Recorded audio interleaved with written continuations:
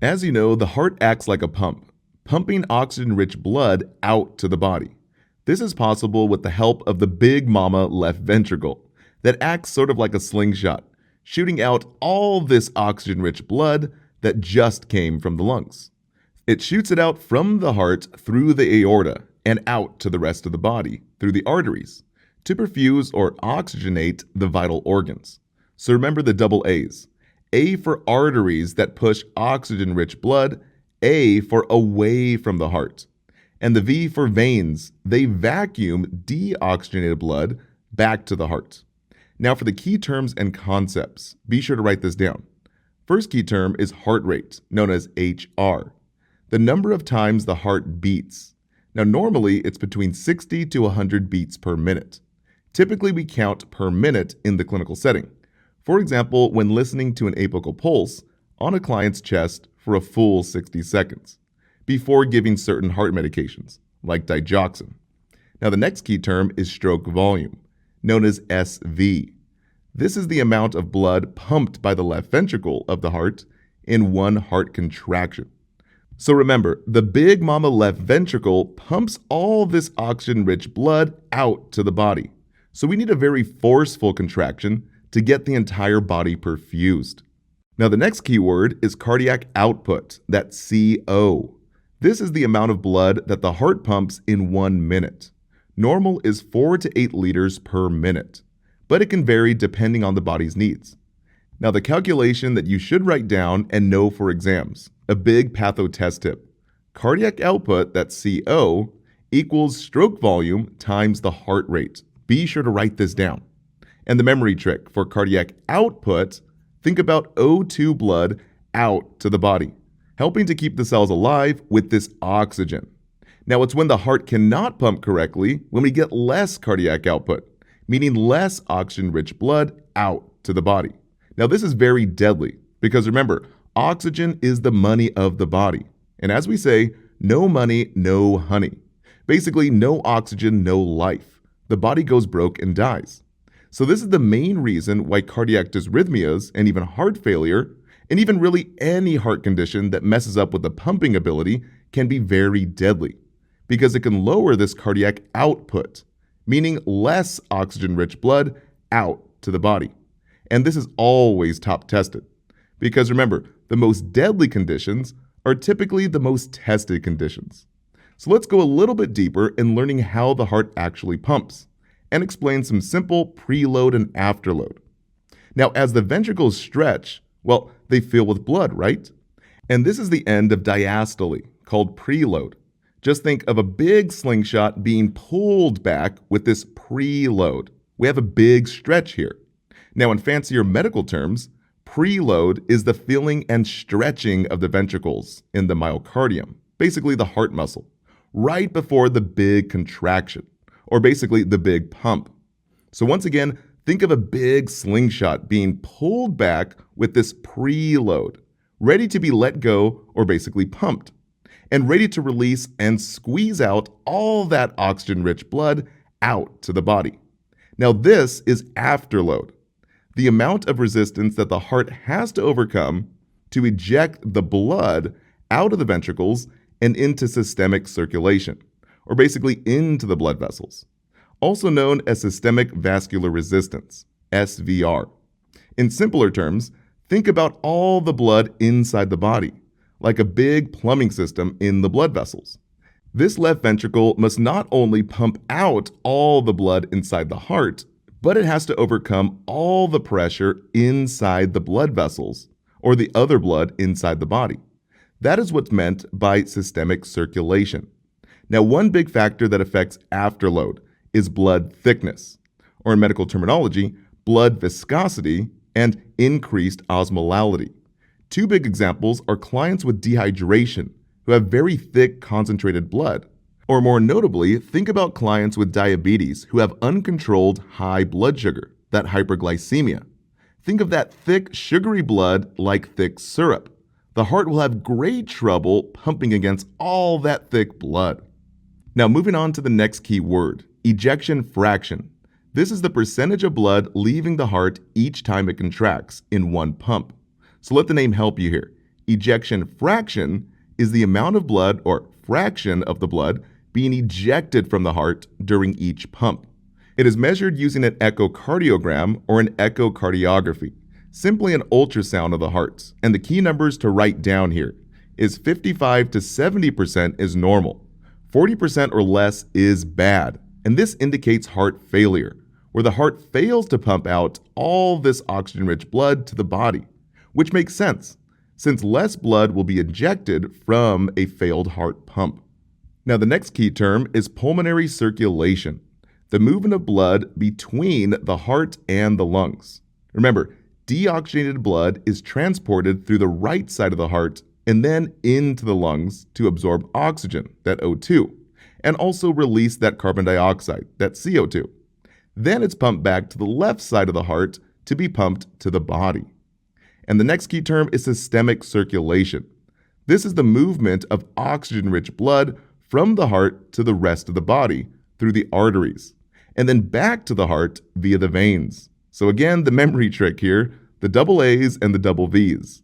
Arteries push oxygen-rich blood away from the heart to perfuse the tissues. And veins, they vacuum deoxygenated blood back to the heart. Okay, the next key term is coronary circulation. This supplies oxygen-rich blood to the myocardium, the heart muscles, via the coronary arteries, which wrap around the outside of the heart. I call these little guys oxygen tubes for the heart muscles, since these arteries give oxygen-rich blood to the heart muscles, keeping it alive. And deoxygenated blood is returned to the heart via the coronary veins, which drains into the right atrium. But the big key point here is the coronary arteries. Now let's say these artery oxygen tubes get narrowed from a buildup of plaque, something called atherosclerosis, leading to coronary artery disease. Well, this will lead to less oxygen-rich blood to the heart muscles, leading to tissue damage, something called ischemia. Or say there's a total blockage of these artery oxygen tubes from, let's say, a clot. Well, then we're going to see tissue death from a lack of oxygen, something called necrosis. And this, my friends, is what happens during a heart attack, a myocardial infarction, or an MI for short. Now, during an MI heart attack, the heart muscle cells release enzymes during times of damage and cell death. These are called cardiac enzymes, also known as cardiac biomarkers, linked to injury of the heart muscles.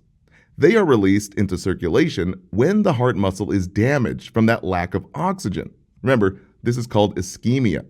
And they are also released indicating myocardial necrosis, that tissue death, during a myocardial infarction, that MI heart attack. So like any organs, the heart cells die or necrose from this lack of oxygen. Now getting into the specific cardiac enzymes, the big one to know is troponin. These are proteins found in both skeletal and cardiac muscle fibers that regulate muscle contraction. So be sure to write that down. It's always top tested. So for the memory trick, think of the double T's. T for troponin over 0.5 is T for trauma to the heart muscles. This is the number one indicator of a myocardial infarction, that MI heart attack. Now it takes about 3 to 4 hours after a myocardial infarction for troponin to be released into circulation, and it can remain detectable up to 10 days following that heart attack. Now the next enzyme is myoglobin. Any damage to the muscle tissue, including the myocardial necrosis. Because skeletal muscles contain myoglobin, it can be elevated during strenuous exercise and doesn't always mean heart muscle injury. But really the benefit of myoglobin is from its early detection. It can be seen within 30 minutes after the injury occurs. Unlike the other cardiac enzymes like troponin and creatine kinase, which can take up to 3 to 4 hours for detection. Now, speaking of creatine kinase, CK and CPK for short. Now, CPK, the long version, is creatinine phosphokinase, or just CPK.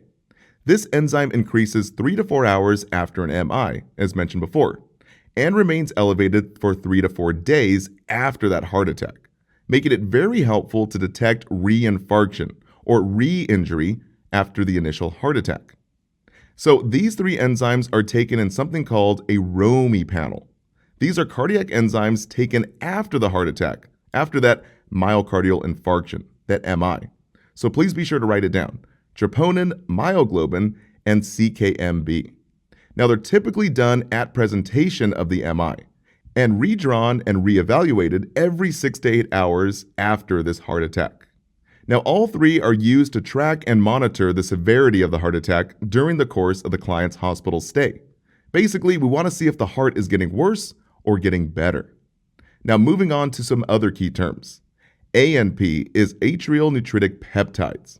This responds to the increased stretching of the atrial wall due to the increased atrial blood volume. And BNP is very similar. This is brain or B-type natriuretic peptides. And a big test tip, this is the one to know.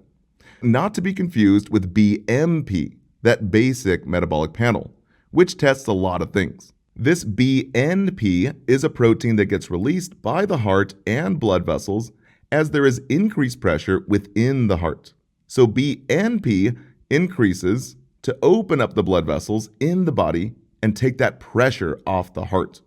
So the memory trick, BNP indicates bulging ventricles, and it's very helpful in diagnosing the severity of CHF, that congestive heart failure, as the heart fails to pump blood forward, and now this fluid backs up into the lungs and body, causing way more pressure on the heart itself. Now the key numbers to know: 100 and less is normal, 300 plus is mild, 600 is moderate, and over 900 is very severe. So let's go into all the details in this next segment. Now, what the heck are natriuretic peptides? Well, the medical definition are hormones secreted by cells that lie in the heart chambers when there is damage presented. They're simply a good way to determine if the chambers in your heart are being stretched out too much from a buildup of blood pressure in the heart. Now, we have two types of natriuretic peptides. The first type is ANP, atrial natriuretic peptides in the atriums, the upstairs of the heart. Next is the BNP, the brain natriuretic peptides, in the ventricles, the downstairs of the heart. It's kind of like a speedometer hormone to show us how bad the damage in the heart actually is. So more hormone that is present, the more damage in those ventricles. Now let's dive a little deeper into our brain natriuretic peptides, which is vital lab for our heart failure patients. Now I want you guys to think very, very simply here. If the heart has to work harder than usual over a long period of time, from all that high blood pressure being pushed on it, maybe from a super high sodium diet, maybe from a sedentary couch potato lifestyle, or even high cholesterol foods, or even renal failure holding all that fluid inside the body. Ultimately, BNP is the biggest indicator for heart failure. The heart releases more BNP to the measure and degree of the wear and tear or the deterioration of the ventricles, mainly the big mama ventricle on the left. Now, atrial natriuretic peptides are very different than BNP. They're not necessarily a marker that measures the wear and tear on the heart. ANP are kind of like a special forces that tries to assassinate aldosterone in the kidneys. Because aldosterone is the bouncer or security guard in the kidneys that holds sodium and fluid in the body. So ANP is secreted as kind of a defense system in response to increasing blood pressure and increasing blood volume, which stretches out and damages the heart tissue. The atrial natriuretic peptides act like the special forces because they go down into the nephron, into the functioning unit of the kidney, and they create an opposite effect of aldosterone. So now in the kidney, the reabsorption of sodium is blocked, and at the same time, the filtration rate of the kidney is increased. So what happens is we have a release of fluid from the body and into the potty. All fancy words for ANP done killed aldosterone. So all that water flows out of the body and into the potty. Now it's technically kind of bad when ANP levels do increase because this indicates a war is going on. And this happens with acute heart failure or SVT, supraventricular tachycardia, even hyperthyroidism, and even in small cell lung cancers. But interestingly enough, levels actually decrease with chronic heart failure. And critically think this for a second. It's because ANP gets worn out over a long period of time. it gives up in the battle. Basically, the body can't do everything to combat this high blood pressure. So that's when our patients get put on drugs like ACE inhibitors, ARBs, or potassium-sparing diuretics, in order to finish the job your body was unable to do. So in closing, please understand that even before we give your patients any type of medication, your body already has tried numerous backup plans to try and fix the problem. This is what we call a self-regulation process.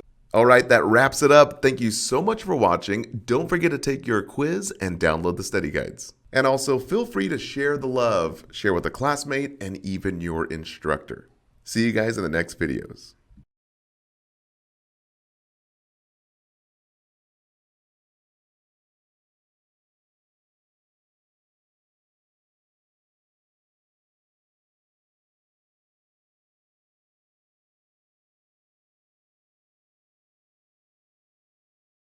Let's wrap up angina. So always think A for angina, A for acute chest pain, which is caused by severe narrowing of the oxygen tubes, aka the coronary arteries. Now this narrowing means less oxygen to the heart muscle, manifesting as acute chest pain during rest or activity. So just think A for angina is A for acute chest pain. Now for a patho test tip. There are 3 types of angina, but really the 2 main ones are stable angina, which is classic exertional angina, basically meaning it's relieved with rest. This chest pain is typically from physical activity, like say walking upstairs or working in the yard, or even from sex. Yes, anything that causes exertion.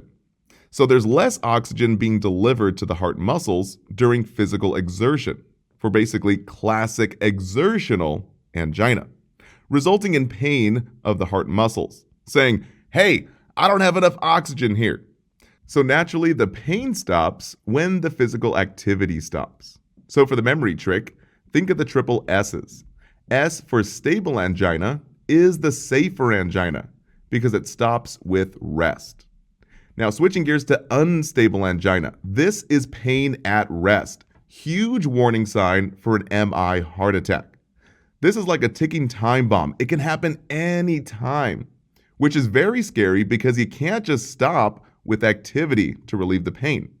Now, it's more severe angina as it means more severe narrowing of the coronary arteries, resulting in less oxygen to the heart muscles, and a big warning sign right before a major heart attack, or MI. So the memory trick, think of the 3 U's. U for unstable angina is the unsafe angina because it's unrelieved at rest. So be sure to pause the screen and write down these key points. Now moving on to variant angina, also called prismetal angina. This is from a coronary vasospasm or vasospasm. Basically a spasm or sudden temporary narrowing or tightening in the coronary artery that supplies the heart muscle with oxygen. So naturally, the heart cannot get enough blood and oxygen, resulting in pain. So the causes of this type of angina is usually from short-term factors, like vasoconstriction, like from stress, stimulants like caffeine or methamphetamines, or even cocaine. And other causes include smoking and even cold weather. Now, it's typically not from long-term narrowing of the arteries, from say atherosclerosis, that plaque buildup inside the coronary arteries, which is more typical of stable and unstable angina.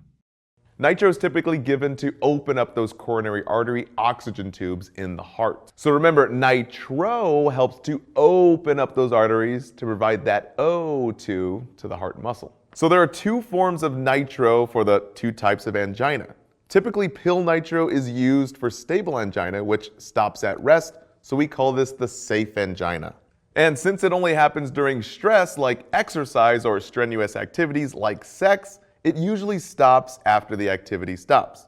And nitro patch is used for chronic unstable angina, aka the unsafe angina, which is unpredictable, meaning it can happen at any time, sleeping, awake, at home, at work. Guys, it's like a ticking time bomb. Now, the killer precautions with any type of nitro, guys, the number 1 thing that always shows up at the NCLEX and nursing exams, please write this down.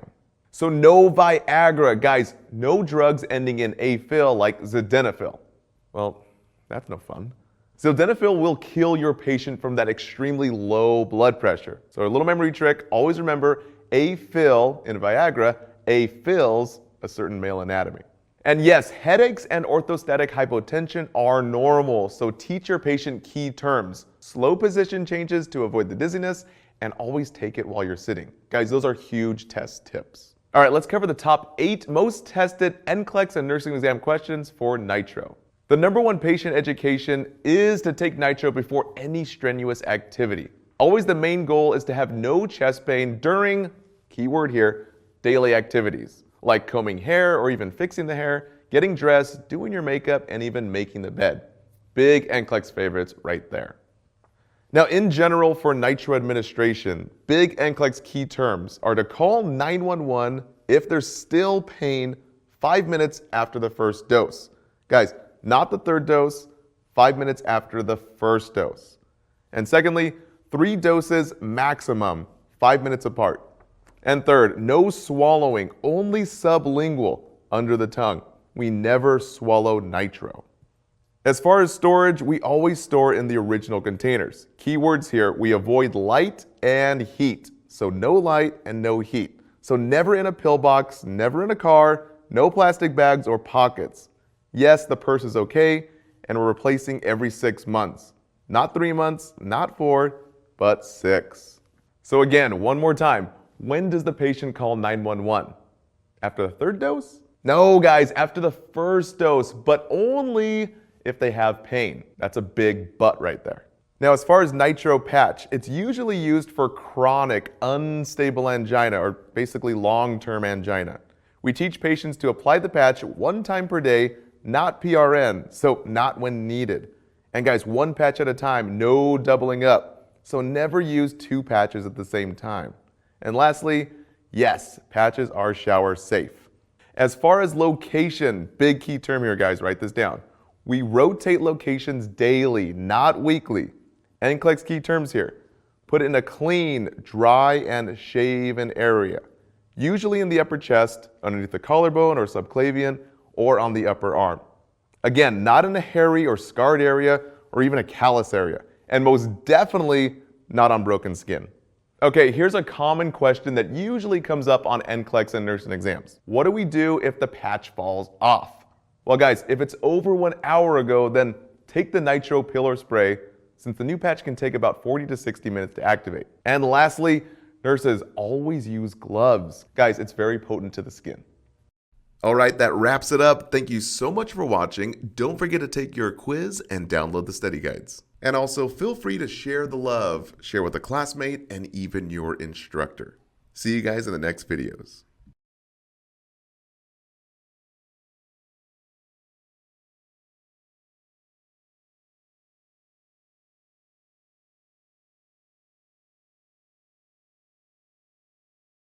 Now, a big key term that you should know for your pathophysiology course, atherosclerosis, which I call atherosclerosis, the scarring and tearing of the blood vessels themselves. So the memory trick, atherosclerosis is the hardening and narrowing of the blood vessels, limiting blood flow, that oxygen or O2 perfusion, mainly caused by fatty deposits called plaque that build up on the walls of the artery, narrowing the vessels, which makes it harder for oxygen to get to the end organs. So what causes this? Well, for the risk factors, think about the factors that scar the lining of the delicate blood vessels here. So non-modifiable risk factors are obviously age, gender, and genetics. These can be major risk factors to blood vessel integrity. Now, modifiable risk factors is obesity, a BMI over 25, sedentary lifestyle makes those vessels really stiff, smoking scars the blood vessels, and diabetes or diabetes mellitus, as well as hypertension, that high BP, and high stress. So just think about it here. The delicate little blood vessels get scarred from years and years of obesity or smoking, since the chemicals found in cigarettes actually scar the blood vessels, or years of high blood pressure, which stretches out and scars the blood vessels themselves. But really, one of the biggest risk factors here is diabetes, where clients have high blood sugar, very thick, syrupy blood. So just think the blood is turned to mud from all that sugar, especially with uncontrolled hyperglycemia, that high sugar. So years and years of very thick, very damaging high sugar, scraping and scarring those delicate blood vessels. So once the scarring and stretching occurs, there are small little areas where debris can get caught and filled in these areas. For example, lipids floating around inside the blood from cholesterol, causing fatty buildup inside the walls of the arteries. Also calcium deposits and even macrophages, those white blood cells, who come along and try to clean up debris, but they too get caught in these areas. So over time, this makes the blood vessel very stiff and hard, something called plaque. And this plaque causes hardening and narrowing of the arteries, eventually slowing or blocking oxygen-rich blood to the body. And this plaque can also burst, leading to blood clot. So a big patho tip here, be sure to write this down. It's a huge key point. Atheroma or plaque in the large arteries from accumulation of lipids, calcium, and possible clots, as well as a variable amount of fibrous connective tissue. So the main sites for this plaque buildup is the abdominal aorta, also known as the descending aorta, as well as the carotid arteries, the neck arteries, femoral arteries, and even the iliac arteries. So please be sure to pause the screen and write down these key points. All right, that wraps it up. Thank you so much for watching. Don't forget to take your quiz and download the study guides. And also feel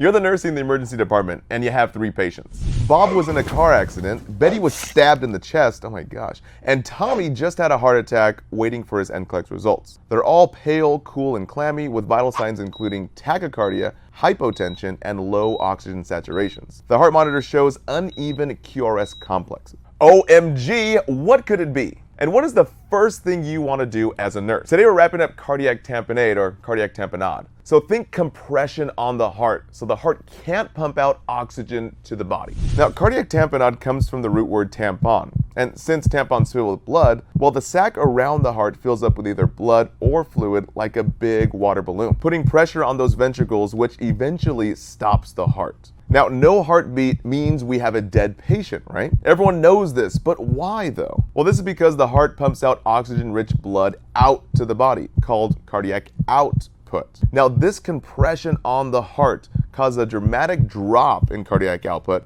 meaning drop in blood to the body. Or in other words, low cardiac output means low oxygen put out to the body. Because guys, remember this one thing, and we always say it here. Oxygen is the money of the body. No money, no honey. So no oxygen, no life. Now the fancy medical definition for cardiac tamponade is when the pericardial sac around the heart fills with fluid or blood, causing increased pericardial pressure that compresses the heart so the heart no longer can fill with blood. So if the heart can't get blood in, well then guys, it can't get blood out. And again, this low cardiac output means low oxygen put out to the body. So what's really going on in the body? Well, as you guys know, the heart is protected by a double-layered sac called the pericardium, which acts kind of like a waterbed to protect the heart. This sac is normally filled with about 30 to 50 mLs of fluid, and this helps lubricate the heart layers, which minimizes friction as the heart contracts. But in cardiac tamponade, blood or fluid fills up the sac around the heart, which compresses the ventricles, causing deadly low cardiac output, this low blood being pumped out. And guys, eventually this leads to no pumping at all, so we lose a heartbeat altogether and the patient dies. So naturally, all the signs and symptoms stem from this low cardiac output, this low oxygen to the body. So we'll see classic complaints from this low oxygen and this low blood pressure. Now, the very first sign you'll see for low oxygen is always restlessness, which is the earliest indication of hypoxemia, just fancy words for low oxygen. Now that's a huge test tip right there. This restlessness is also seen as ALOC, altered level of consciousness, or they even call it a change in mental status. So we'll also see dizziness or passing out called syncope, fatigue, and shortness of breath, also called dyspnea, this difficulty breathing. Oh, and also we'll see tachycardia, which is the very first sign of decreased cardiac output. Now that's a big test tip. Now, why is tachycardia the very first sign of low cardiac output? Well, as the body starves for oxygen, the heart tries to compensate by pumping faster and faster to move its limited blood supply and oxygen around the body. Now, in cardiac tamponade, as the heart gets squished, a condition called Beck's triad occurs. So use this helpful acronym. These are very classic signs and symptoms of cardiac tamponade. Now, the B stands for big jugular vein distension. Our E stands for extremely low blood pressure, aka hypotension. And the C, you can't hear the heart sounds because they're muffled by all that fluid around the heart. Now, another problem from the heart getting squished is something called pulsus paradoxus, where the blood pressure also gets squished down too. So that's a huge test tip right there. Write that one down. Now, why does this happen? Well, as blood coming out of the heart decreases, aka decreased cardiac output, well, the stress put on those blood vessels decreases too, showing a drop in that systolic blood pressure, that top number. So a drop in systolic blood pressure by more than 10 millimeters of mercury during inspiration or breathing in, this leads to narrow pulse pressure, meaning the top and bottom numbers are getting closer and closer together. So for example, 120/80 has a normal pulse pressure of 40, but as the heart gets compressed, the numbers get compressed too, and the pulse pressure gets more narrow. So it gets to like 100/90, that's a pulse pressure of 10. Now, as far as the heart waves on the cardiac monitor, it's going to show uneven low voltage waves in our QRS complex. But why? Well, just think of the patho here, guys. We have a heart that is getting squished, right? Well, our big ventricles squeeze those QRS complexes, and as those ventricles get squished, they try to pump back under this pressure. So the QRS complexes show this tug of war of uneven low pressure on the cardiac monitor. Interesting, right? All right, so to help you remember all of the main signs and symptoms that show up on those fancy select all that apply questions, we use the simple acronym DROWNed. So D is for distended jugular veins, R is for respiratory tract and lungs that are clear. Now guys, this is to help you remember it's not a respiratory problem causing the low oxygen. It's actually a heart that's getting squished problem and a low cardiac output problem. O is for oxygen saturations that are low. W is for weak rapid pulses, also called thready pulses. N is for no pulse, which death is kind of a minor complication. I'm just kidding, it's a big complication. And E is for ECG, those QRS complexes that are short and uneven. And D is our decreased cardiac output, that low blood being put out from the heart. Now, as far as the causes for cardiac tamponade, it's all about the two Ds, damage and disease. As you know, damage from trauma is the most common cause and usually shows up on exams and NCLEX case studies. So, penetrating trauma like from stabbings or gunshot wounds, blunt force trauma like car accidents or falls, and even cardiac surgery and even heart attacks. These are all traumas, guys. Now, our last D is for diseases, which are less common causes and less likely to show up on exams. So, cancer, connective tissue disorders, autoimmune diseases like lupus, where the body attacks itself, and also renal failure, which we have high urea, called uremia. And lastly, hypothyroidism, but guys, that is very rare.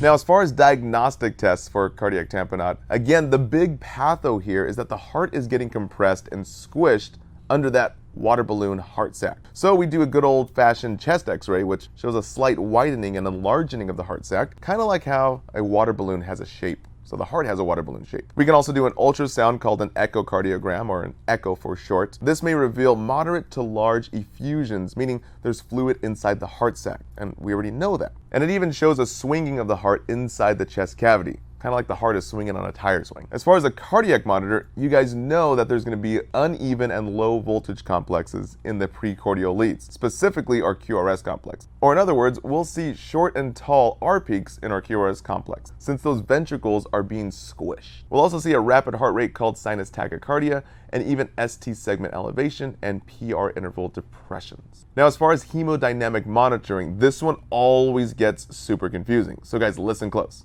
Hemodynamic monitoring is only measured after a big tube is placed inside the heart, kind of like a spaghetti noodle. This big tube is called a Swan's catheter.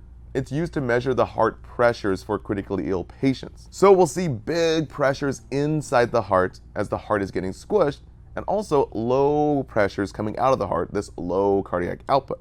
Or in fancier words, increased CVP, central venous pressure, and low cardiac output, this less blood being put out from the heart. Okay, now that we know what's wrong with the patient, what are we going to do about it? Well, guys, always ask yourself, what's the main patient outcome goal? Well, we want the heart to pump out more oxygen to the body like normal, right? We want to increase that cardiac output, that oxygen to the body, aka perfusion. So guys, what do we got to do about it? Well, we got to drain that heart sac, right? This is called a pericardiocentesis, where the doctor sticks a big fat needle into the pericardium heart sac to drain, aka aspirate all that fluid. This is some crazy medieval Pulp Fiction type stuff, but guys, it works really well and it will actually save the patient's life. Now, for nursing considerations with this procedure, please write this down. We need to do three things. We need to keep the patient on the cardiac monitor, number one. Number two is expect that catheter to be left in place while ensuring it's attached to a closed drainage system with a three-way stop. And lastly, number three, periodically assess the drainage device for kinks and slow drainage. Now, rarely, if needed, we can give inotropic drugs like digoxin, which gives a forceful and more deep contraction. So guys, remember, D for digoxin means D for deeper contraction. This deeper contraction increases cardiac output, basically meaning it's increasing oxygen to the body. Cardiac tamponade, think C for compression on the heart. So the heart can't pump out blood, usually caused by big trauma like car accidents, stabbings, heart attacks, gunshot wounds, or even falling off your roof from hanging Christmas lights. Whatever the case may be, the heart sac around the heart fills up with blood or fluid, and this compresses the ventricles so they can't pump out oxygen-rich blood to the body, meaning less cardiac output, less blood being pumped out to the body, aka less oxygen to the body.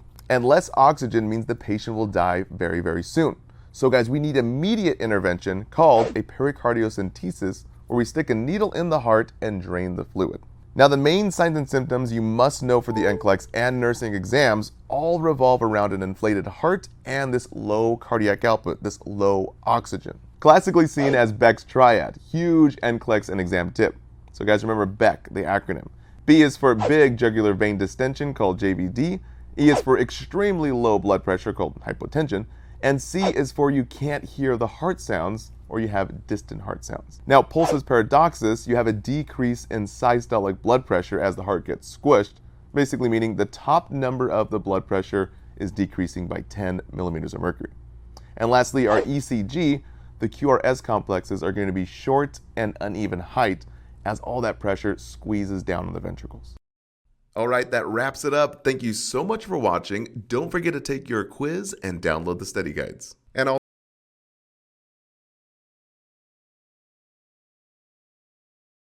Timmy's a 9-year-old male who plays on his school soccer team. Recently, he has been getting very short of breath during soccer practice, so his mom took him to see his pediatrician. Timmy's doctor found that he has a significant heart murmur. Oh snap! What could it be, and what are the priority nursing interventions you must know for not only your tests, but ultimately the NCLEX? Today we're wrapping up cardiomyopathy, or what my mom calls cardiac mayonnaise. What happens when the cardiac muscle gets either too thin, too hard, or even just really big and thick? All leading to a weaker pump, meaning low cardiac output, aka low oxygen to the body. Now, there are 3 different types of cardiomyopathy that affect the cardiac muscle. So we use the acronym Dr. H. D stands for dilated cardiomyopathy. So remember D for distended and thin heart muscles, kind of like a balloon.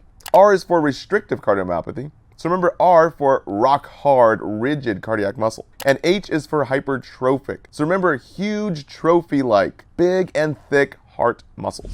Now, there are 2 categories of cardiomyopathy. It's either primary or secondary. Primary develops all by itself, and secondary is usually caused by hypertension or some sort of valve disease. But before we further break down the causes, let's define what cardiomyopathy is. So the fancy medical definition of cardiomyopathy, cardio meaning heart, myo meaning muscle, and pathy meaning disease. So cardiomyopathy is a disease of the heart muscle, the myocardium, which inhibits effective pumping. Essentially, we have pump failure problems here, which again leads to this less cardiac output, basically meaning less oxygen to the body. So what's really going on in the body?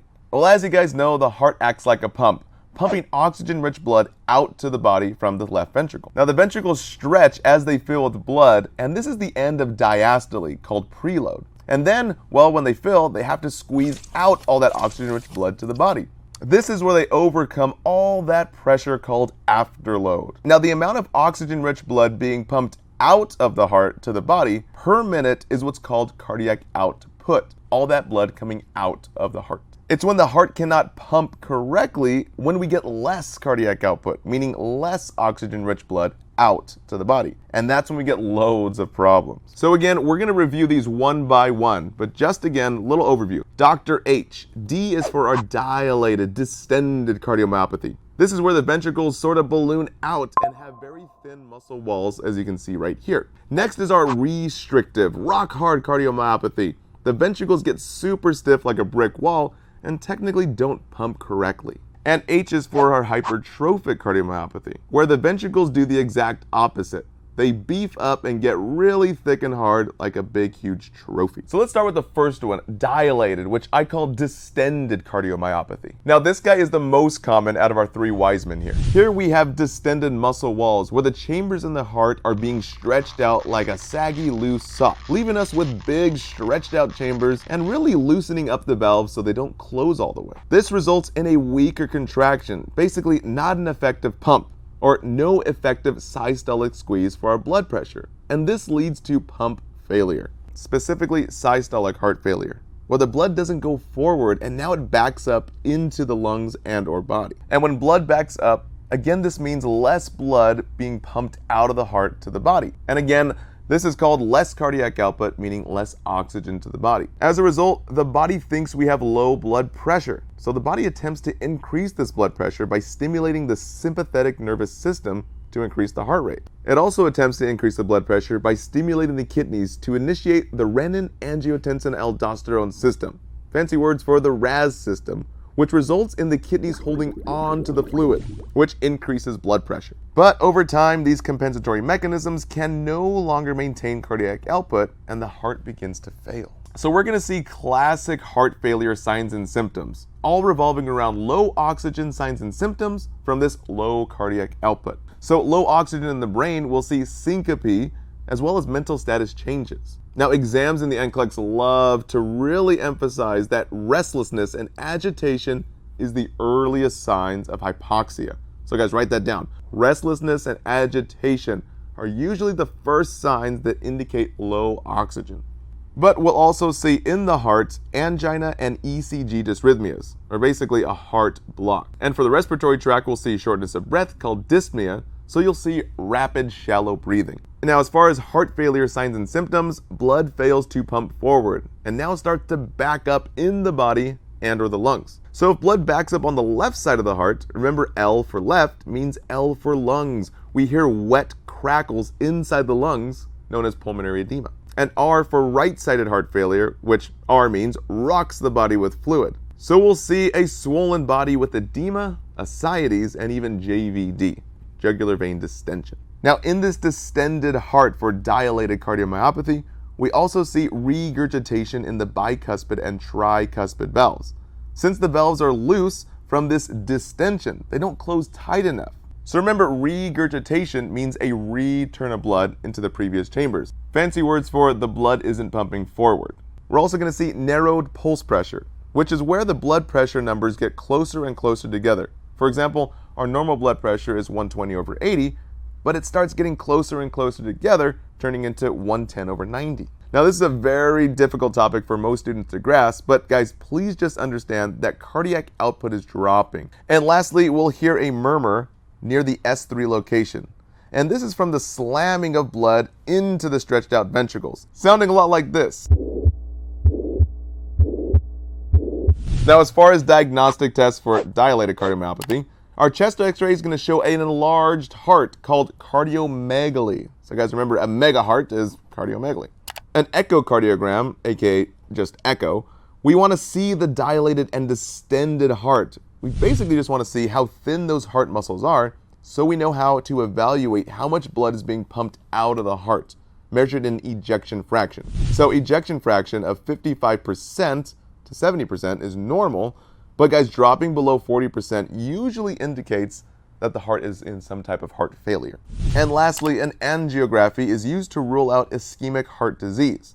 They basically just inject dye into the veins, which acts like a highlighter to better visualize any blockages of the artery or even poor oxygenated areas. Now, as far as labs, we're going to see a distended heart with elevated BNP, B-type or brain natriuretic peptides, which indicates non-specific stretching or tearing and damage to the heart itself. This is usually an indicator of fluid overload, as in heart failure. But in dilated distended cardiomyopathy, this works too, since the ventricles are being stretched out and getting super distended and very thin, like an overblown balloon.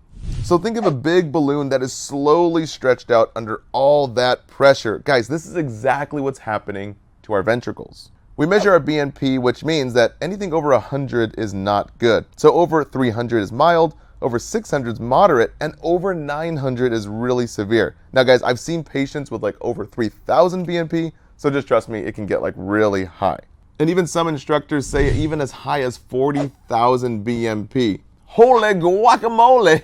But again, a little disclaimer, facilities and textbooks, guys, they differ on their exact numbers, so guys, always go with your textbook and facility first. Our numbers here are taken from the NCLEX books and based on NCLEX standards. All right, guys, now that we know what's wrong with the patient, what are we going to do about it? So always ask yourself, what is the main patient outcome goal? Well, in this case, we need to increase cardiac output, which is going to increase oxygen to the body.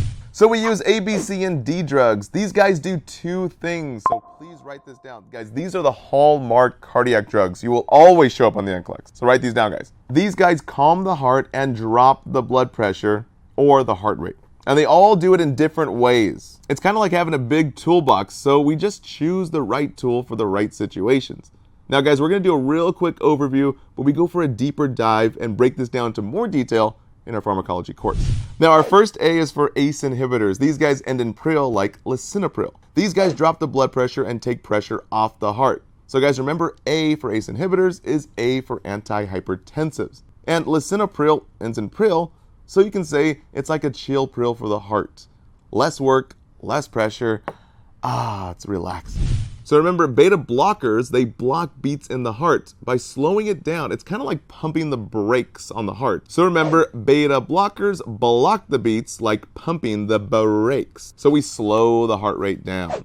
Now C is for calcium channel blockers. Remember, calcium calms the heart. Our famous ones here ending in D-pine like nifedipine, or Zem, brand name for Cardizem. So guys, remember, D-pine helps the blood pressure to decline. And Zem, like Cardizem, is kind of like Zen yoga for the heart.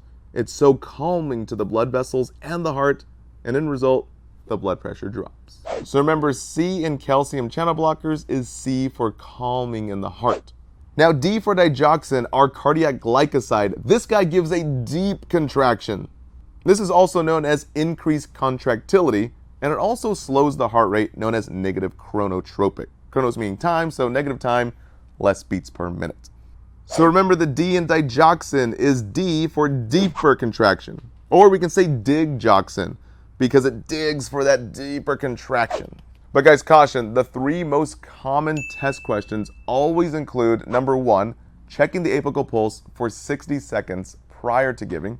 Number two, checking the potassium levels to see if they're normal between 3.5 and 5.5. That's a huge priority since digoxin wastes a lot of potassium. And lastly, monitoring for digoxin toxicity. Guys, anything over 2.0, digoxin level is huge.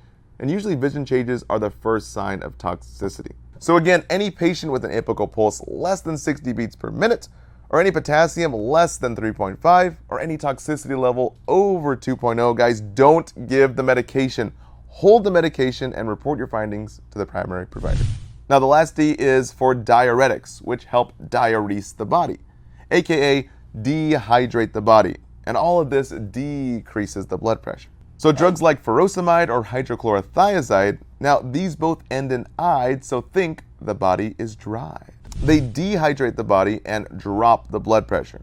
Now these guys are potassium wasting diuretics, meaning they dump potassium from the body and into the body. So guys, please be sure to educate your patient to keep that potassium intake high.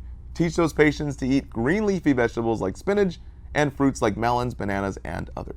Now if drugs don't manage the condition, then surgery is our last resort. A pump can be inserted into the heart called a LVAD, the left ventricular assist device, to help the left ventricle pump. And our very, very last resort is a heart transplant.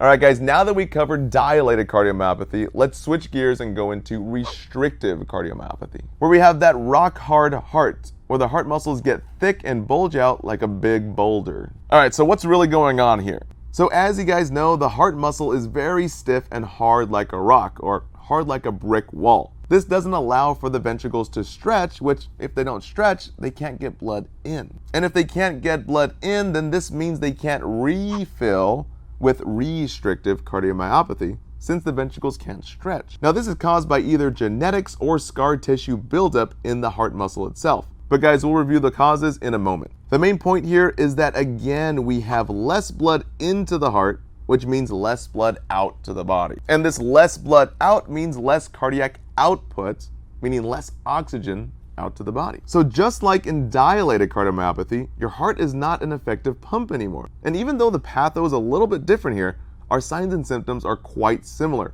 all revolving around heart failure due to this pump failure, or in this case, from a stiff heart. So in heart failure, we know that fluid backs up into the body or into the lungs, right? And this low cardiac output means low oxygen to the body.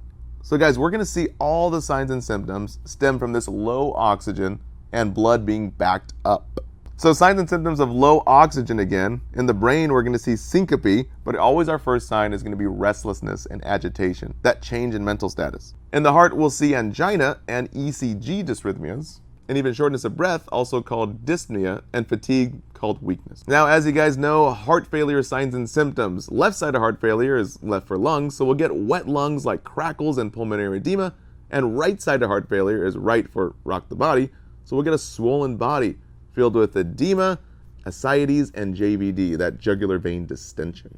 Now, as far as the causes of restrictive cardiomyopathy, it all revolves around the two Ds, darn genetics and damage to the heart. For genetics, the heart gets hard like a rock from particles that deposit into the heart muscle itself. Kind of like bulletproof glass, these deposits of particles make the heart rock hard. So when proteins are deposited into the myocardium, the heart muscle, it's called amyloidosis granulomas. Where the heck do they get these names from? It sounds like Mary Poppins. Supercalifragilisticexpialidocious amyloidosis granulomas. Or when small areas of inflamed tissue are deposited, it's called sarcoidosis. And lastly, if iron particles are deposited, making a person be like Iron Man, it's called hemochromatosis. And our last D is from damage, usually caused from radiation, where we have a lot of radiation to the heart, kind of like in chemotherapy patients or other patients with a lot of CT scans or chest x-rays. Your heart will actually get a lot of scar tissue around it and really get hard. So we do the same test as we always do, but here's the weird thing, guys. Everything is usually normal. So our chest x-ray, it's going to show a normal heart size because everything's just kind of stuck and really hard. But maybe sometimes there's pulmonary congestion from the heart failure. Now, the biggest difference is the heart is not enlarged like in dilated cardiomyopathy. The heart's just stiff here, guys. We'll also have a normal echo, normal ejection fraction, meaning the heart is pumping out enough blood, over 55% ejection fraction. And lastly, our MRIs can rule out pericarditis. All right, guys, now that we know what's wrong with the patient, what are we gonna do about it? Well, again, just like in dilated cardiomyopathy, we need to increase that cardiac output, basically meaning increase oxygen to the body. But honestly, there's not much we can do here with our rock hard heart. So if possible, we can treat the causes, and usually the only cause to treat is by decreasing radiation exposure.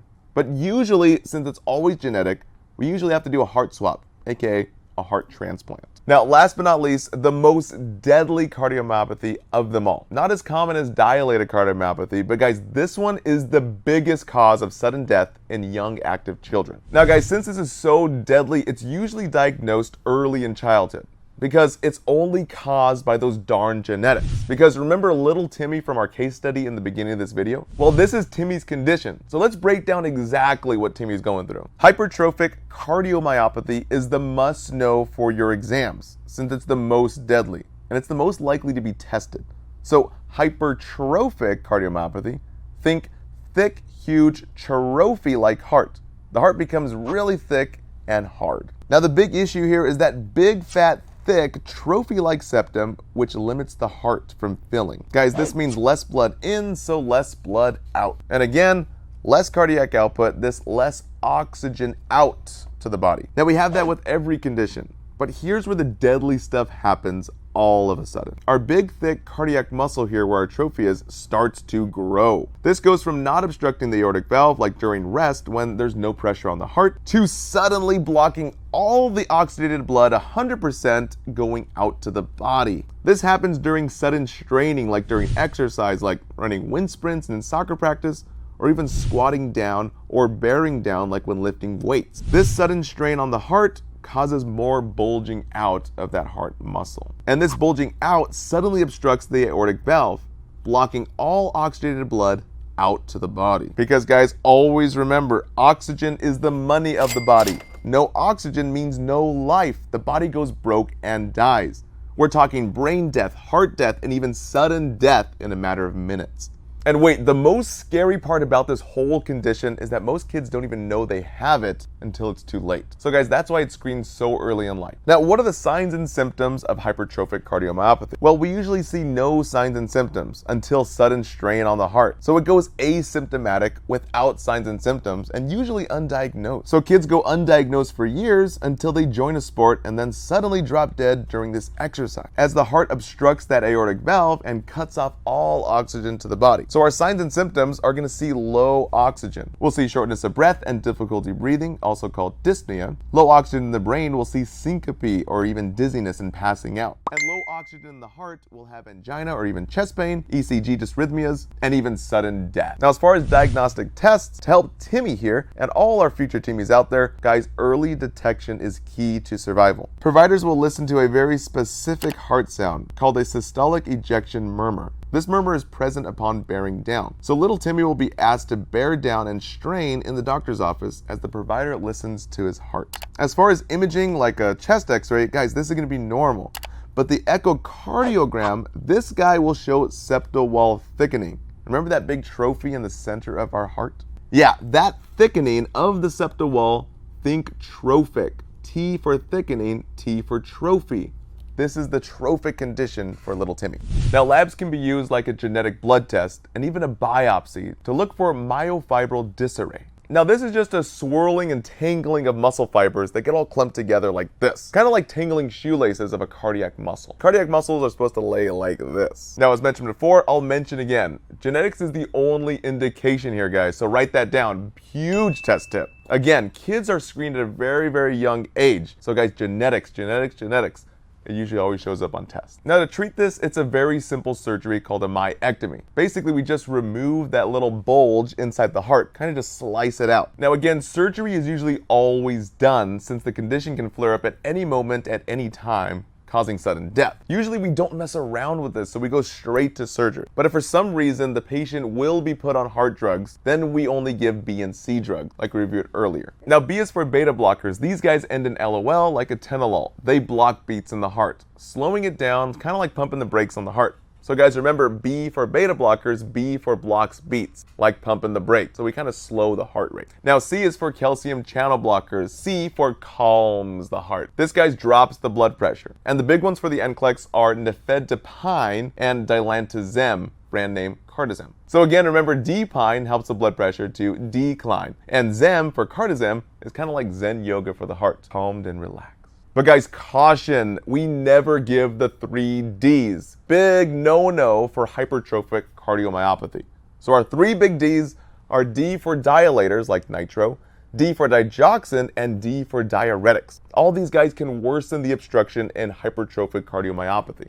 So educate little Timmy to tell his doctor to avoid the 3 Ds. All right, guys, now other common test questions come with safety, and the NCLEX loves to test you on safety. So warning against strenuous activity like lifting heavy weights, bearing down to even poop, or even sudden position changes can cause an episode, ultimately leading to sudden death. So guys, teach little Timmy about his next soccer practice to be safe and go slow. All right, that wraps it up. Thank you so much for watching. Don't forget to take your quiz and download the study guides. And also feel free to share the love, share with a classmate, and even your instructor. See you guys in the next videos.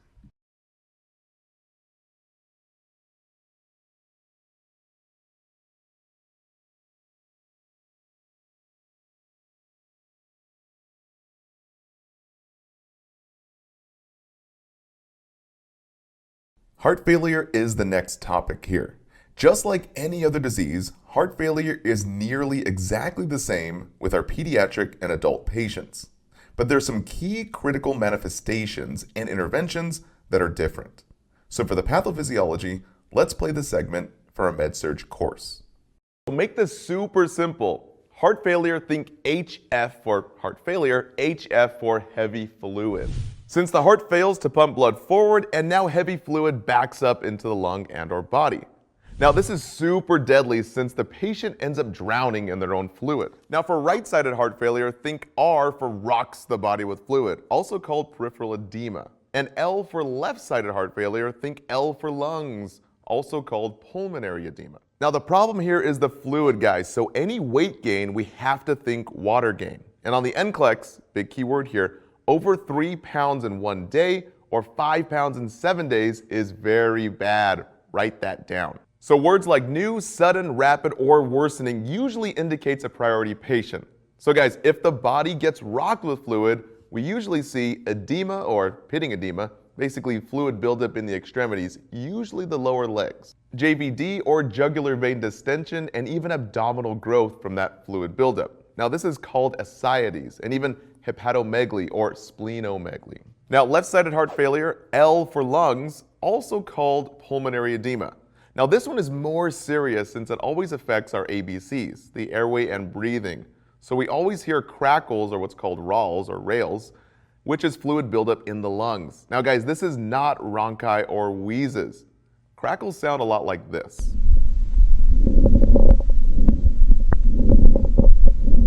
Now 2 other key words for left-sided heart failure, guys. Write this down. Frothy pink or blood-tinged sputum, always a classic sign of pulmonary edema.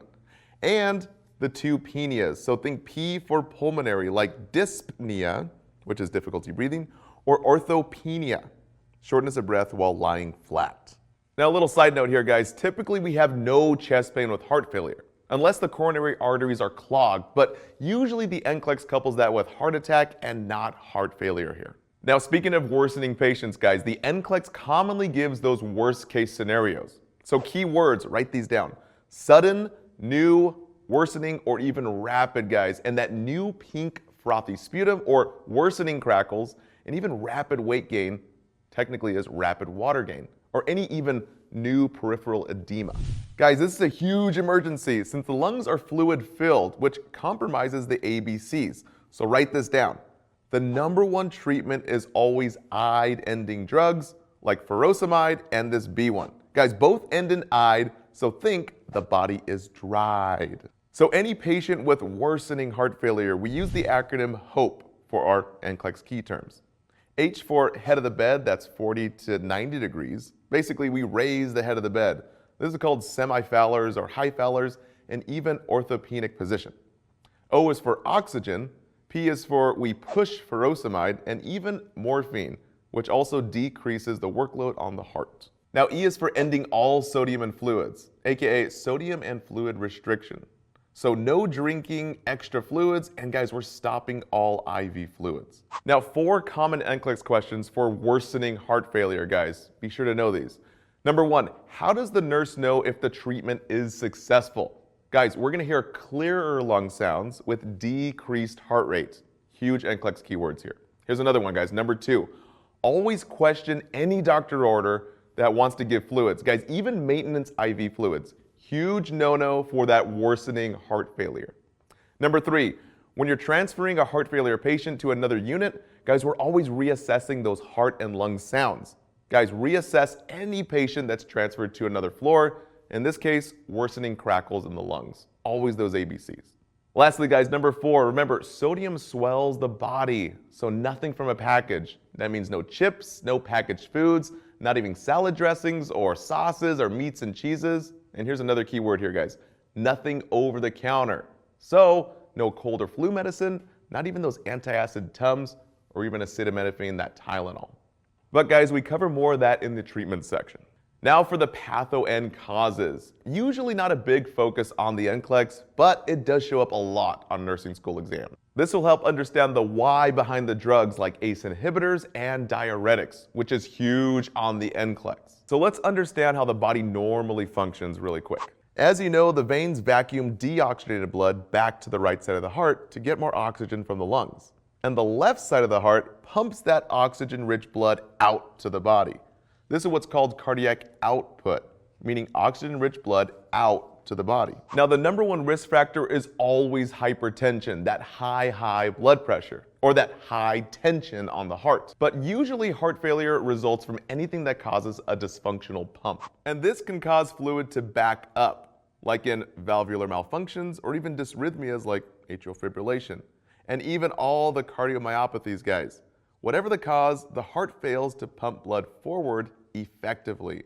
And that's when things start really messing up. Now, more specifically for the NCLEX, left-sided heart failure develops from damage to the myocardial heart muscle, making the heart weak, causing a weaker pump. Usually from MIs, guys, where the heart muscle dies and now can't contract at all. So we commonly get heart failure after a big MI heart attack, or in ischemic heart disease before a heart attack, like in CAD or ACS, where plaque narrows the oxygen tubes or the coronary arteries, resulting in the left ventricle sort of suffocating from that lack of oxygen, which again results in a weaker pump, but in this case causing systolic heart failure, meaning a squeeze failure. Basically, the heart fails to squeeze blood forward. So fluid fills the lungs, causing pressure, and this is called pulmonary hypertension, which in result, the right side has trouble pumping blood forward. So left-sided heart failure commonly causes right-sided heart failure, aka cor pulmonale, or pulmonary heart disease. But right-sided heart failure can also be caused by diseases of the lungs, like COPD and even years of smoking, or obstructive sleep apnea. Guys, write that one down. Exams love to put that one under the causes of right-sided heart failure. Now, whatever the cause, the heart fails to pump blood forward. So now we have less cardiac output, meaning less oxygen out to the body. As a result, the kidneys get less blood flow and falsely think the body has low blood pressure, or basically low blood volume. So it mistakenly increases the already high blood volume by both stimulating the sympathetic nervous system to increase the heart rate and constrict the blood vessels. And also by initiating the RAS system, which retains fluid by locking the kidneys and constricting the blood vessels. So now we have two problems here: an already weak pump with increasingly high blood volume, leading to higher pressure. Oh snap! Now a little side note that will be on the NCLEX. One of the main culprits in RAS, the renin-angiotensin-aldosterone system, is Mr. Aldosterone. We call him L for short, since he adds sodium and water to the body, which increases blood pressure, and he lets potassium out of the body and into the body. So we end up giving drugs that either block or cut the communication lines to aldosterone. So drugs like Prils, Sartans, and even acetone-ending drugs. Without Al in the mix, we don't add the water to the body, so we end up losing it in the body. But now, we hold on to too much potassium. So the big NCLEX tip here, guys, write this down. All these drugs increase potassium, leading to high potassium over 5.0. So ACE inhibitors that end in pril, like lisinopril, guys, think P for potassium sparing. And also S's that spare potassium, so basically sartan, like losartan in ARBs, and S for spironolactone. Think S for spares the potassium. That's all we're mentioning right now. We're gonna save the rest for the pharm section. Now, as far as diagnostic labs for the NCLEX and nursing exams, the only heart failure lab that you have to know is BNP. So write that down, BNP, also called B-type or brain natritic peptides. Guys, we think big bulging ventricles. So 100 and less is normal, over 300 is mild, and over 600 is moderate. Big keyword here, 900 and more is considered very severe. So the ventricles start secreting it when they're being stretched out, or basically bulging out under all that heavy pressure. We can also do an echocardiogram, which measures both the size of the left ventricle and ejection fraction, or the amount of blood being ejected from the left ventricle in one pump.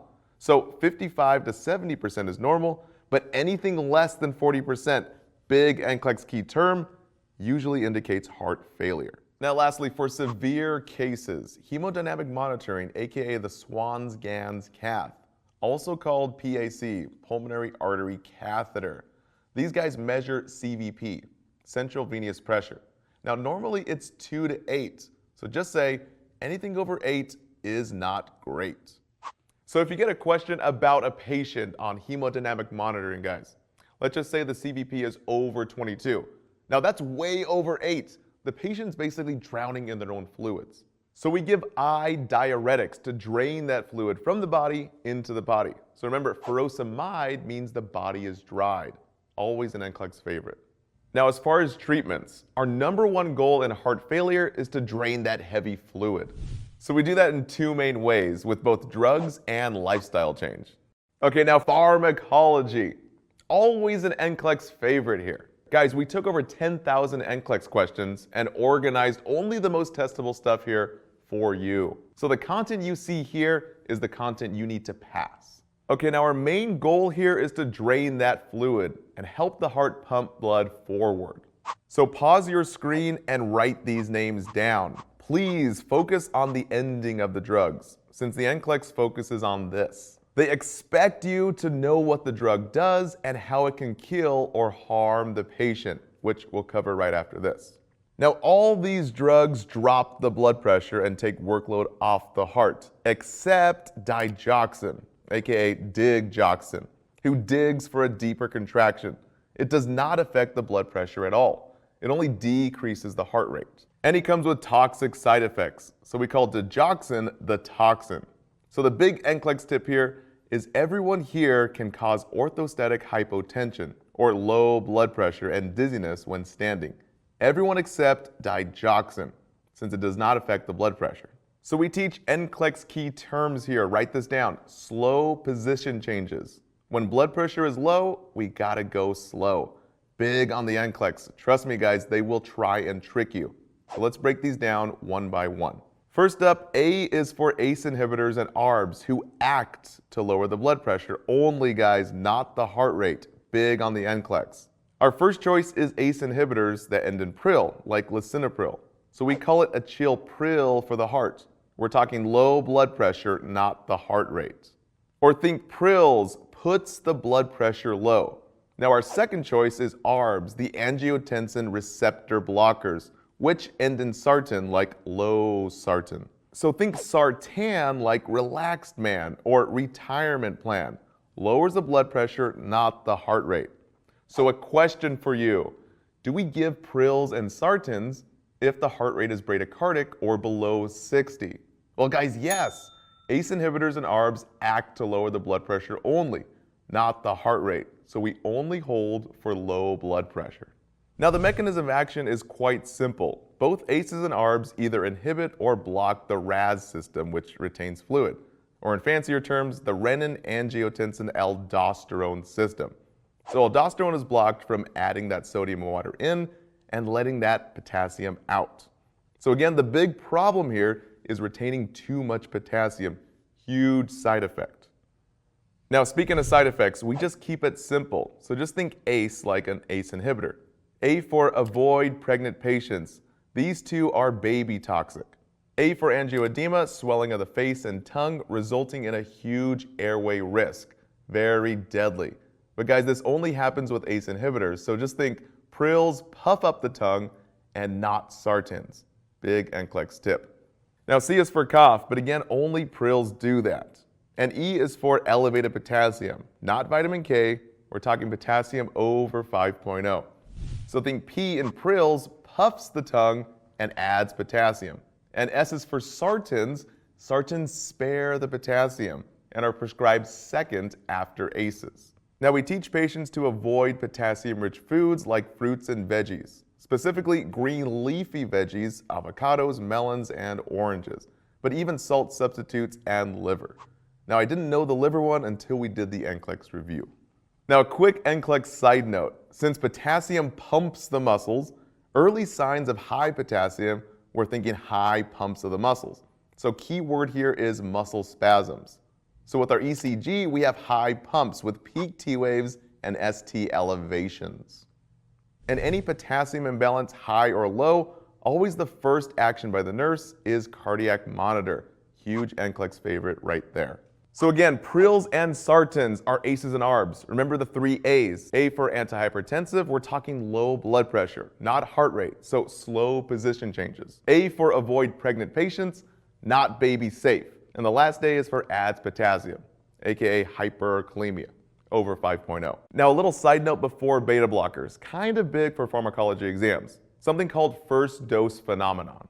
If you hear first dose or newly prescribed drug or the first time taking the drug, guys, don't leave the patient's bedside. Always assess for big side effects. So in this case, a big blood pressure drop. Okay, next is B for beta blockers, which puts the brakes on the heart, ending in LOL like atenolol. So think double L's means double lows. L for low heart rate and L for low blood pressure. So we always check both heart rate and blood pressure before giving. Now, pharmacology exams love to ask about the 3 negative tropics. So guys, beta blockers put the brakes on the heart. So negative chronos means less time, negative ino means less force, and negative dromotropic means less speed of conduction, which results in less beats. Now, these fancy words just means that we get a decrease in resistance, workload, and cardiac output, which makes it bad for our patients in acute or that worsening heart failure. So for the mechanism of action in beta blockers, just think beta blockers block beta receptors in the sympathetic nervous system. Just fancy words for blocking beta 1 for a 1 heart and also blocking beta 2 for 2 lung. And since most are non-selective, or aka non-cardiac selective, we end up blocking everything. So we not only get a slow heart, but we also get narrowed bronchi in the lungs, basically called a bronchospasm. So we usually hold this drug for COPD and asthma patients. So to help you remember the most dangerous side effects, guys, write down these 4 B's here. Bradycardia and low blood pressure, we hold the drug. This is always on the NCLEX. So any heart rate less than 60 and any blood pressure less than 90 or 100 systolic, guys, we don't give the drug. And since the drug affects the blood pressure, we always teach the patients slow position changes to avoid passing out, aka orthostatic hypotension. Next B is for breathing problems. Since beta blockers block beta 2 in the lungs, we get these bronchospasms, commonly heard as wheezing. So again, never give to asthma or COPD patients. Next B is bad for heart failure patients. It can worsen heart failure patients, guys. NCLEX keywords here, write these down. New edema, worsening crackles in the lungs, rapid weight gain, or even new JVD. All indicate a new heavy fluid, or basically worsening heart failure, which is a big priority. We always report these key words, always new or worsening findings, to the HCP, or basically to the doctor. Our last B is for blood sugar masking in our diabetic patients. So sugars below 70. Beta blockers commonly hide the signs and symptoms of low sugar, that hypoglycemia, hiding the cool, the shaky, the clammy, and even hiding that high heart rate. So guys, we want to monitor our sugars closely, since low blood sugar means low brain function, or basically hypogly, the brain might die. The next drug is C for calcium channel blockers, which calms the heart, dropping both the BP and heart rate, commonly ending in dpine, Zem, and Amyl. So just think, dpine declines the blood pressure, not the heart rate. But Zem in diltiazem is kind of like Zen yoga, relax blood pressure and heart rate. And Amyl in verapamil, calm and chill, low blood pressure and heart rate. So again, think calcium channel blockers calms the heart, controlling the couple, both heart rate and blood pressure. Yes, it lowers them both together, so we never give when the blood pressure is low or if the heart rate is low, less than 60. Now, how exactly does it do this? Well, calcium channel blockers block the movement of calcium. Pretty cool, huh? This relaxes the vascular smooth muscles, which leads to decreased vascular resistance. Now that's just fancy words for relaxes the blood vessels and takes the strain off the heart. So textbook, why you gotta be so fancy? Yes, of course. So just like beta blockers, we get negative chronos, which means less time, negative ino, which means less force, and negative dromotropic, basically less speed of conduction, resulting in less beats. Again, these terms may come up on your pharmacology exams, but these exact terms never came up directly on our NCLEX review. Now, what will be on the NCLEX are these key nursing considerations. So think CCB like a calcium channel blocker. Always before giving, guys, we count the heart rate and blood pressure. If the BP is less than 90 or 100 systolic, we hold the drug. Or if the heart rate is 60 or less, guys, we don't give the drug, except for nifedipine. He's the only one that declines the blood pressure. C for changes position slowly. Just like any drug that affects the blood pressure, we want to prevent fainting or that orthostatic hypotension. And B is for bad headaches, which are typically normal. Now, a big test question, when do we hold the drug? So the magic numbers again here, guys, write these down. Heart rate below 60, and even blood pressure below 90 or 100 systolic, which in fancier terms, MAP less than 60. And we avoid big drops. So always slow or stop any IV drip that's dropping that blood pressure too quickly. Kind of like landing a plane, guys, we don't want to crash. We want a slow and easy descent to prevent crashing our patients. So for example, the NCLEX will give you a patient on an IV verapamil drip with a heart rate of 48. Guys, we want to stop the drip, any heart rate below 60. Or a patient on IV nifedipine or diltiazem with big drops in BP. Let's just say from 150 over 90, which drops to 120 over 70. Guys, that's a big drop, so we want to slow that drip. Just like landing a plane, big drops can kill the patient. So LPNs and LVNs notify the RN, and RNs will titrate or basically fix the drip. Okay, our next letter is D for digoxin, our cardiac glycoside. This guy has nothing to do with blood pressure, so we have no orthostatic hypotension and no slow position changes. He is our positive inotropic drug that gives a deep contraction or increases contractility. So think digoxin, digs for a deeper contraction, usually given to patients in systolic heart failure or that squeeze heart failure to help with a more forceful contraction. And also it decreases the heart rate, aka negative chronotropic. Chronos meaning time, so negative time we get less beats per minute. But guys, caution, this is very toxic. So think digoxin is a toxin. The top 3 NCLEX questions will always include our memory trick, ATP. A for checking the apical pulse for a full 60 seconds. If the heart rate is less than 60, guys, it gets a little risky. We don't give the drug. And here to help us out with the apical pulse location is Mr. Channing Tatum. Okay guys, focus, focus. The apical pulse is located left side mid-clavicular in the 5th intercostal space, basically between the ribs. You got it? Okay, good. Now, go ahead and go cool off. Now, T is for toxicity. Anything over 2.0 is huge. Early signs include vision changes, nausea and vomiting, anorexia, and even dizziness or lightheadedness. Guys, we want to notify the doctor ASAP.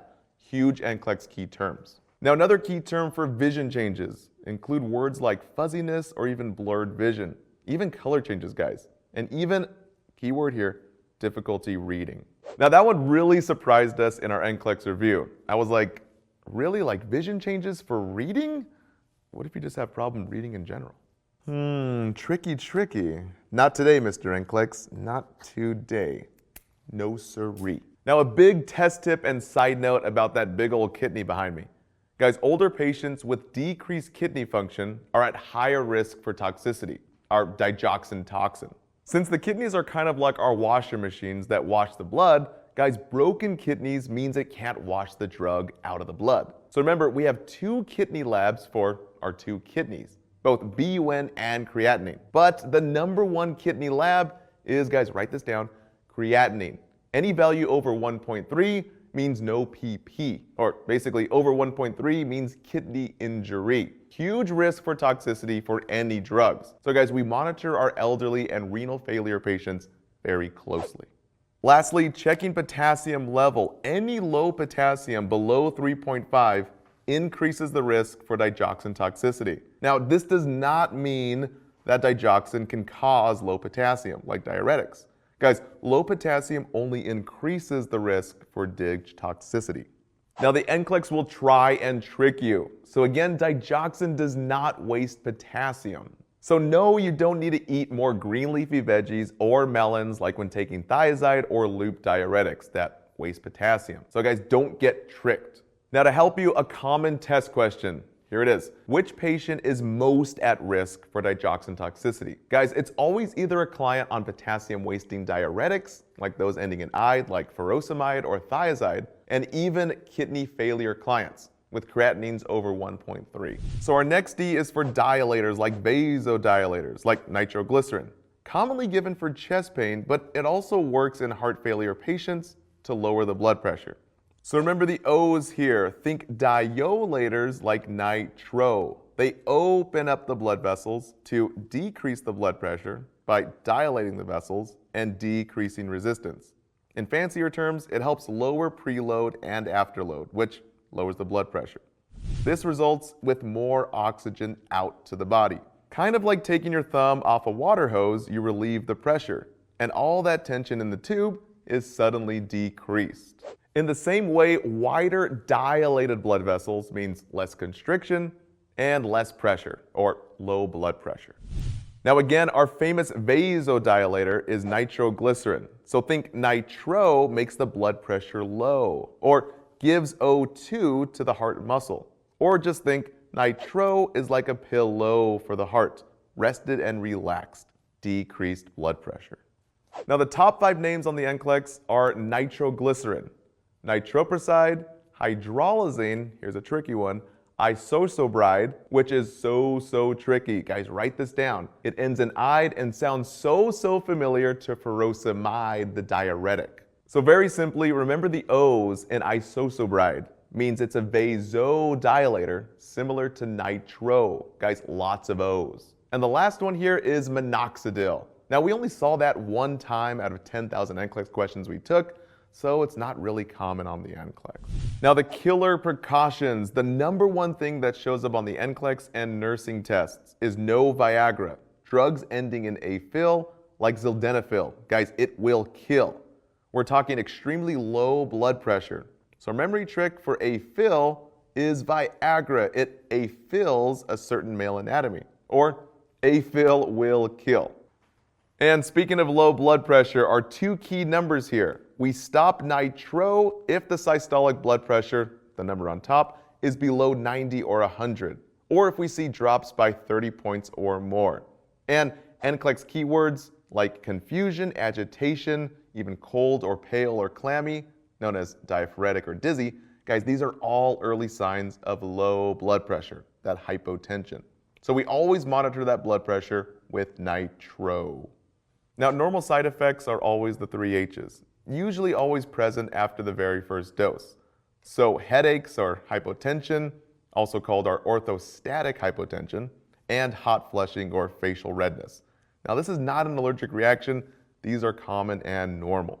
So teach patients slow position changes to avoid that dizziness and falling, again, called that orthostatic hypotension, and always check the BP before giving this drug.